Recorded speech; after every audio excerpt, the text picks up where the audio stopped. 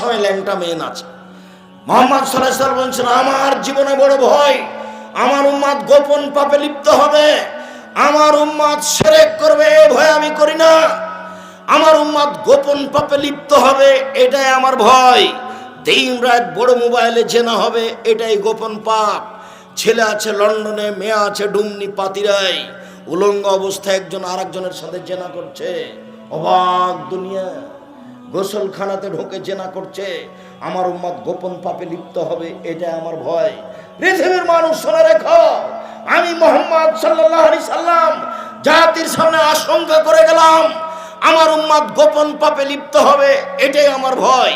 জাতিকে বলে যাচ্ছি, আমার উম্মত গোপন পাপে লিপ্ত হবে, এটাই আমার ভয়। মেয়ে একবারে নির্দ্বিধায় পরনের কাপড় খুলে উলঙ্গ হয়ে দাঁড়িয়ে আছে, আর একজন দেখছে। ওর বাপ নাই, ওর স্বামী নাই, ওর লজ্জা নাই, ওর শরম নাই। একজন বেহায়া, ও একজন বেশরমা, যা মরলেই জাহান্নাম, জাহান্নাম অপেক্ষা করছে।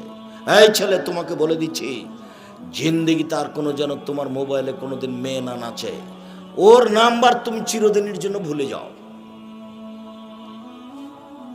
মারিয়াম যেমন বলেছিল, না সে মানসিরা, ওরে আমার আফসোস, ওরে আমার দুঃখ। জিবরাইল আমাকে বলছেন, মারিয়াম জি তোমার সন্তান হবে। তখন আমি বললাম, ওরে আমার আফসোস, লামি আমসাসনি বাসারুন ওলামাকো বাগিয়ে, আমি জেনাও করিনি, আমার বিবাহ হয়নি, আমার সন্তান হবে কি করে? আমি জেনাও করিনি, আমার বিবাহ হয়নি, আমার সন্তান হবে কি করে? তো জিবরাইল বললেন হবে, এ বলে চলে গেলেন। কয়েকদিন পরে আমার সন্তান হয়ে গেল। আমার দুঃখ হলে আমি ছেলে কার সামনে নিয়ে যাব? যার সামনে নিয়ে যাব সেই বলবে, ছি ছি ছি ছি ছি ছি, ব্যভিচারিণী মহিলা, তুমি বাইতুল মুকাদ্দাস মসজিদে থাকো, তুমি জেনা করো, যার সন্তান নিয়ে এসেছো, ছি ছি ছি ছি ছি ছি। ওরে আমার দুঃখ, ওরে আমার আফসোস, আমি মারিয়াম কুনতু নাসিয়া মানসিয়া, একবারে পৃথিবী থেকে হারিয়ে যেতাম, কেউ না চিনতো মারিয়াম কেটা, কেউ না জানতো মারিয়াম কেটা। আমি এভাবে হারিয়ে যেতে চাই, আমি ছেলেকে কি দিয়ে বুঝাবো? সবাই বলবে ছি ছি ছি ছি ছি, মারিয়াম মসজিদে থাকে, জেনা করে, তাই তো সন্তান, আমি জাতিকে কি দিয়ে বুঝাবো? আমি যদি হারিয়ে যেতাম, কেউ না জানতো মারিয়াম কেটা, কেউ না দেখতো মারিয়াম কেটা। মারিয়াম যেমন হারিয়ে যেতে চাচ্ছে পৃথিবী থেকে, তোমার ওই মেয়েটার নাম্বার তোমার কাছ থেকে একবারে এইভাবে হারিয়ে যাক। জিন্দেগিতে যেন তোমার মোবাইলে মেয়েটার নাম্বার না আসে কোনোদিন। তওবা করে উঠবে, কান ধরে বলবে, আস্তাগফিরুল্লাহ, অতগুলো তোমার দরবারে ক্ষমা ভিক্ষা চাচ্ছি, তোমার কাছে ফিরে যেতে চাচ্ছি। জিন্দেগিতে মেয়ের নাম্বার আমি আর কথা বলবো না, ওর চেহারা আমি দেখবো না। তুমি প্রতিজ্ঞা করো, তোমার জন্য অনেক কিছু আছে। প্রতিজ্ঞা করো, তোমার জন্য অনেক কিছু আছে। এক নাম্বার কিছু আছে, সেটা কি? কি আছে আব্দুর রাজ্জাক সাহেব? এক নাম্বার আছে, যে কোনো বিপদ থেকে বেঁচে যাবেন। আর তুমি কোনোদিন এই মেয়ের সাথে কথা বলিও না। এক নাম্বার বিপদ থেকে বেঁচে যাও, কি সেটা? যে কোনো বিপদ থেকে বেঁচে যাও। হাদিস বুখারী মুসলিম। কিভাবে বলেন তো? ওই যে তিনজন লোক রাস্তায় হাঁটছিল না, বৃষ্টি আসলো, একটা গর্তে গিয়ে ঢুকলো, তখন একটা পাথর কি হলো, গর্তের মুখের উপরে এসে পড়লো। তো একজন বলছে, বাপ মাকে ভালোবাসি, পাথরটা সরিয়ে দাও, বলে দিলাম। আর একজন বলছে, একটা কাজের লোক নিয়েছিলাম, অর্ধেক দিন কাজ করে চলে গেল, রাগ করে। আমি বললাম, টাকা না, টাকা না, টাকা না, বলছে না, চলে গেল। অনেকদিন পরে এসে বলছে, টাকা দেন। আমি বললাম, গরু ছাগল নিয়ে যাও। আমাকে বলছে, মজাক করবেন না, অর্ধেক দিনে টাকা দেন। আমি বললাম, মজাক করিনি, তোমার টাকা দেখলে বাড়িয়েছি, সব নিয়ে যাও। তো নিয়ে চলে গেল, তুমি একটু পাথরটা সরিয়ে দাও, বলে দিলাম। আর একজন বলছে, আল্লাহ, আমার চাচাতো বোনের সাথে জেনা করতে চেয়েছিলাম, তখন ও বলেছিল 100টি স্বর্ণ মুদ্রা লাগবে। আমি গরিব মানুষ, হাড় ভাঙা পরিশ্রম করে 100টা স্বর্ণ মুদ্রা আমার চাচাতো বোনের হাতে দিলাম। আমি জেনায় বসেছি, তখন আমাকে বলছে, আব্দুল্লাহ ইত্তাকিল্লাহ, এ আল্লাহর বান্দা, তুই আল্লাহকে ভয় কর রে, আমাকে অসতী প্রমাণ করিস না। যেমনই কথা বলেছে, কুমতা আনহা, আমি উঠে গেছি, আমি জেনা করিনি, পাথরটাকে সরিয়ে দাও, দিলাম। এ দেখে বুঝতে পারেননি মনে হয়, যে কোনো বিপদ থেকে বেঁচে যাও।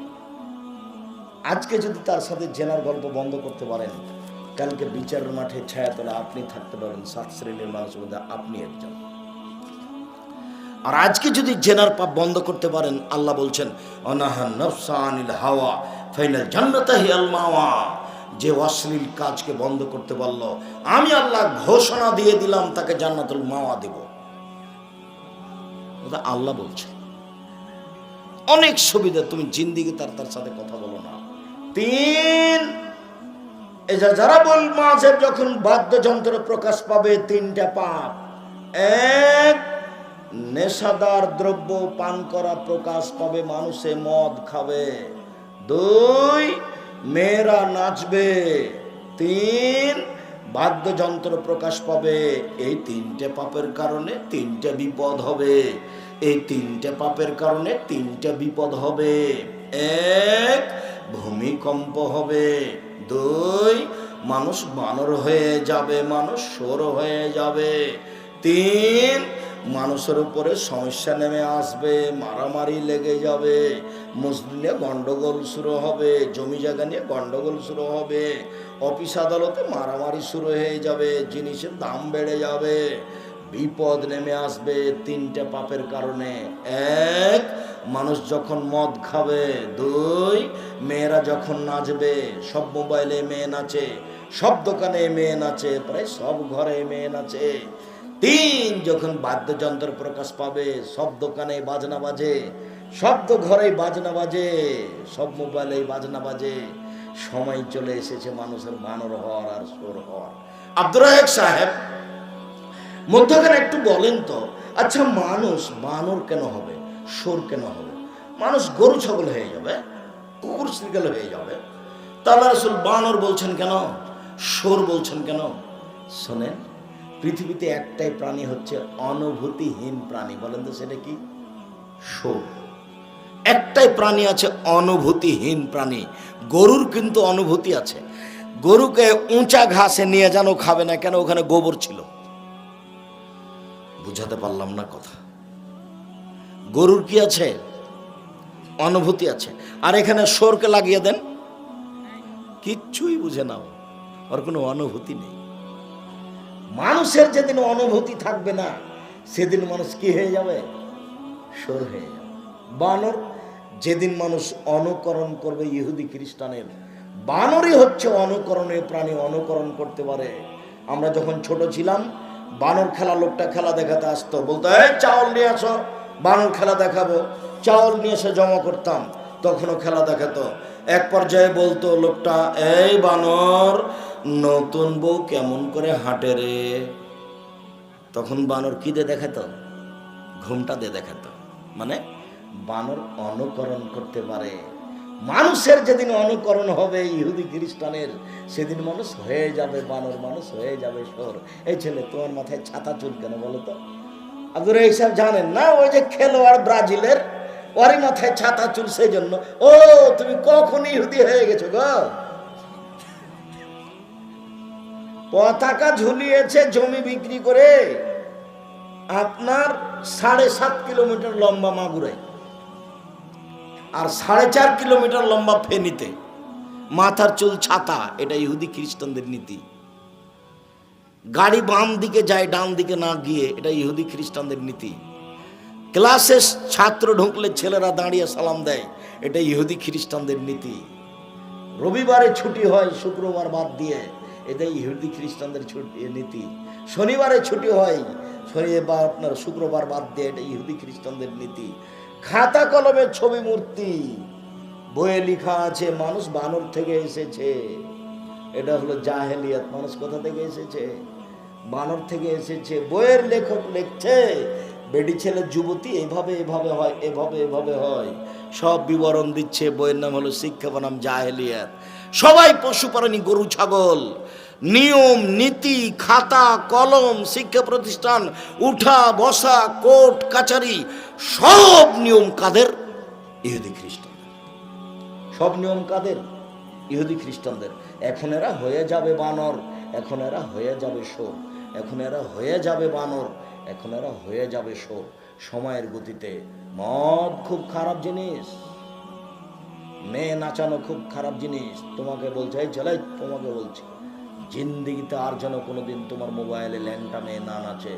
বক্তব্যের সাথে মুনাফিকি করে কোনো লাভ নেই। শোনো, বক্তব্যের সাথে মুনাফিকি করো না। মুনাফিকি করে কোনো লাভ নাই। মনে রেখো, 4 শ্রেণীর মানুষ জান্নাতে যাবে না। 4 শ্রেণীর মানুষ জান্নাতে যাবে না। 1, আকন, বাপ মাকে মানে না যে। 2, কাম্মার, জুয়া খেলে যে। 3, মান্নান, খোটা দেয় যে। 4, মদমনুল খামর, নিয়মিত বিড়ি তামাক জর্দা সিগারেট গুল নেশাদার দ্রব্য খায় পান করে যে, সে জান্নাতে যাবে না। শোনো, কথা মেনে চলো। 3 শ্রেণীর মানুষ জান্নাতে যাবে না। 1, মদমনুল খামর, নিয়মিত বিড়ি তামাক জর্দা সিগারেট গুল নেশাদার দ্রব্য খায় পান করে যে, সে জান্নাতে যাবে না। 2, রাজরাত মিনান নিসায়ে, পুরুষের বেশধারী নারী, যারা পুরুষের জুতা স্যান্ডেল পরে, যারা পুরুষের শার্ট প্যান্ট পরে, যারা পুরুষের গেঞ্জি গায়ে দিয়ে চলে, যারা স্কিন পায়জামা পুরুষের মতো করে পরে, এরা জান্নাতে যাবে না। আমি বলিনি এই কথা, মুহাম্মদ সাল্লাল্লাহু আলাইহি ওয়াসাল্লাম বলছেন। 3, আপনি জান্নাতে যাবেন না। আব্দুর রাজ্জাক সাহেব এভাবে বলছেন কেন? এত কষ্ট দিয়ে কথা বলেন কেন? দুঃখিত। আমি জান্নাতে যাব না মানে? জি, আমার কিছু করার নেই। দায়ুস জান্নাতে যাবে না। আপনাকে বলে আমি কাকে বলতে চেয়েছি? দায়ুসকে। আপনারই মেয়ে এখানে বসে আছে, ক্লাস 10-এ পড়ে। আপনার স্ত্রী এখন ছোট ব্লাউজ পরে বসে আছে। আজকে বক্তব্য শেষ হলে সকালে, আগামীকাল 10টার সময় একবারে সাজ গোজ করে আসকারা মাস্কারা মুখে ঠোঁটে লাগিয়ে আপনার স্ত্রী বাজারে যাবে। বক্তব্য কিছু প্রতিক্রিয়া করবে না। আপনি কাপুরুষ, আপনি ঘৃণিত পুরুষ, আপনি কাপুরুষ, আপনি ঘৃণিত পুরুষ। বাঘের মতো পরিবার চালাতে হবে। দাঁত খুলে দেবে, এভাবে চলবে। বাজার তো আমি করব। কালকে আপনার স্ত্রী যাবে, আপনি দায়ুস। দায়ুস জান্নাতে যাবে না। 3 শ্রেণীর মানুষ জান্নাতে যাবে না। 1, দায়ুস। দায়ুস কে? আল্লাযী ইকিরু ফি আহলিল খাবাসা, যে তার বাড়িতে বেহায়াইর সুযোগ দিয়েছে, যার মেয়ে নগ্ন পোশাকে চলে, সেই তো দায়ুস। যার স্ত্রী ছোট ব্লাউজ পরে রাস্তাঘাটে ঘুরে হাটে বাজারে যায়, সেই তো দায়ুস। আপনি দায়ুস। আরে বাপে গেছে লন্ডনে 3 চিল্লাই, এইখানে চিল্লাতে নাম দিয়েছে টুঙ্গিতে। 3 চিল্লাই যাবে, লন্ডনে চলে গেছে। আর বেটি ঢাকা বিশ্ববিদ্যালয়ে প্রেমের তাসবিহ পাঠ করছে। ও 3 চিল্লাই জান্নাত কিনবে, ধর্ম এমন নয়, ভুল হয়েছে। বাপ কাল রাসূল বলছেন পাহারাদার, মা হলো পাহারাদার। আচ্ছা, এই লোকটা পাহারাদার আপনাদের স্কুলের। তো হেডমাস্টার সকালে এসে শুনেছেন যে ও ঘুমিয়েছিল, তখন বলছে, শোন রে, তোকে এইভাবে আমি রাখবো না, প্রতিদিনই শুনছি তুই ঘুমিয়ে যাস, তোকে বাদ দিলাম। পাহারাদার হেডমাস্টার শুনেছি যে ঘুমিয়ে গেছে, তাই ওকে বিদায় করে দিল। আচ্ছা, আপনার স্ত্রী পাহারাদার, এটা কি? আমি বলিনি, এ কথা মুহাম্মদ সাল্লাল্লাহু আলাইহি ওয়াসাল্লাম বলছেন। আপনার স্ত্রী পাহারাদার, কি পাহারা দেয়? আপনি হলেন পাহারাদার, আপনি কি পাহারা দেন বাড়ির? আপনার মেয়ে তো নগ্ন পোশাকে চলে, স্ত্রী তো নিজেই বাজার করে, আপনি কি পাহারা দেন? আপনাকে আল্লাহ রাসূল বলছেন, আর রাজুলু সাইয়্যিদ, স্বামী হলো কর্তা, ওয়াল মারাতু সাইয়্যিদা, স্ত্রী হলো কর্ত্রী। নিজের কাজ করে যে, তাকে বলে কর্মী। অপরের কাজ দেখে যে, তাকে বলে কর্তা। নিজের কাজ করে যে, তাকে বলে কর্মী। অপরের দেখে যে, তাকে বলে কর্তা। আমি 5 ওয়াক্ত সালাত আদায় করি, মসজিদ থেকে আসলাম, আমি কর্মী। বাড়িতে ঢুকে দেখছি বউ সালাত আদায় করেনি। এই, সালাত আদায় করেছো? জি না। কাজ রাখো, সালাত আদায় করো, আমি এখন কর্তা। কি ব্যাপার? কি আসকারা মাস্কারা লাগাচ্ছ চোখে মুখে? কোথাও যাবা নাকি? মনে রেখো, লাঠি আছে, 19-20 হবে না। সেদিন আব্দুর রাজ্জাক বিন ইউসুফ বলে গেছেন, আমি এখন পুরুষে বসবাস করতে চাই। ঘুম থেকে তাহাজ্জুদ পড়ে জাহান্নামে যেতে রাজি নই। রাতে তাহাজ্জুদ পড়ে জাহান্নামে যেতে আমি রাজি নই। তোমার কারণে আমি জাহান্নামে যেতে রাজি নই। মা মানে 4টে জিনিস। মা মানে 1, বাচ্চাকে শিষ্টাচার শিখাবে। 2, বিদ্যা শিখাবে। 3, বাচ্চাকে পরিপাটি করে সাজগোজ করে রাখবে। 4, বাচ্চাকে পাহারা দিবে, তার নাম মা। মা বাচ্চার কি করবে? পাহারা দিবে। বাপ বাচ্চার কি করবে? পাহারা দিবে তার নাম বাপ, তার নাম মা। বুঝতে পারেনি, মা মনে করেছে রান্না করলে মা হওয়া যায়, আর বাপ মনে করেছে লোন নিয়ে ব্যবসা করলে বাপ হওয়া যায়। লোন নিয়ে ব্যবসা করলে বাপ হওয়া যায়, টাকা পয়সা ইনকাম করবে, বাড়ি ঘর করবে। সিদ্ধান্ত বাতিল। আমি আপনার দিনী ভাই, আপনাকে আমি অনুরোধ জানাচ্ছি, আমি আপনার দিনী ভাই, খুব কাছের মানুষ, খুব কাছে থাকি, আমি আপনার বাড়ির সদস্য, আপনাকে আমি খুব ভালোবাসি। আপনাকে আমি অনুরোধ জানিয়ে বলছি, আহলে হাদিস হিসেবে আপনাকে আমি আরও ভালোবাসি। আপনি আমার পরামর্শ রক্ষা করেন, আপনি পুরুষের মতো হয়ে বসবাস করেন, জান্নাত হবে ইনশাআল্লাহ। ছেলে মেয়ের উপরে কঠোর হন, জান্নাত হবে ইনশাআল্লাহ। নিজে ইবাদত করলেন, ছেলে মেয়ের উপরে শিথিল হয়ে গেলেন, জাহান্নাম অবধারিত। 1 মিনিট, খেয়াল করো। মাসালুল মুদহিন ফি হুদুদিল্লাহ ওয়াকে ফিহা। একজন পাপ করে না কিন্তু পাপ দেখে সহ্য করে, পাপ দেখে সহ্য করে। পাপ করে না কিন্তু পাপ দেখে সহ্য করে। মেয়েকে কিছু বলে না, ছেলেকে কিছু বলে না। সকালবেলাতে দেখছে ছেলে সুন্দর করে দাড়ি চাচ্ছে, সকালবেলাতে দেখছে ছেলে একবার প্যান্ট টাকনো নিচে পড়ে চলে গেল, দেখলো, কিছু বললো না। তো তাহাজ্জুদ পড়ে, রাতে হজও করেছে। তো এই বাপ বেটার মধ্যে এখন কি অবস্থা? আল্লাহ রাসূল বলছেন, এই বাপ বেটার উদাহরণ, এই স্বামী স্ত্রীর উদাহরণ ওই লোকের মতো। কোন লোক? যারা নৌকা ভাড়া নিয়েছিল, নৌকাতে 2 তলা আছে, ওরা যাবে বরিশাল, তো একটা স্টিমার ভাড়া নিয়েছে, বা তো 2 তলা আছে। কিছু লোক হয়েছে উপরে, কিছু লোক হয়েছে নিচে। তো নিচের লোকেরা উপরে গেছে পানি আনতে, তখন উপরের লোকেরা বলছে, ঝামেলা পাকায়েন না তো, খালি পানি পড়ে জায়গা ভিজে যায়, নিচে উপরে আসবেন না পানি নিতে। তখন ওই লোকটা নিচে ঘুরে এসে বলছে যে পানি আনতে গেলে যখন অসুবিধাই হয়, তাহলে নৌকা ছিদ্র করে পানি বের করবে। তখন ছিদ্র শুরু করেছে। তখন উপর থেকে এসে বলছে, মালা কি ব্যাপার, এরকম করছেন কেন? আরে ভাই, উপরে গেলে তো অসুবিধা হয় আপনাদের, আমাদের পানিরও প্রয়োজন, সেই জন্য ছিদ্র করে পানি বের করছে। এখন মুহাম্মদ সাল্লাল্লাহু আলাইহি ওয়াসাল্লাম বলছেন, শোনো, উপরের লোকেরা যদি এসে ধরে নেয়, না না না না, এটা করো না, এটা করো না, এটা করো না, তাহলে সে লোকটাকেও বাঁচাবে, নৌকাতে সবাকেই বাঁচাবে।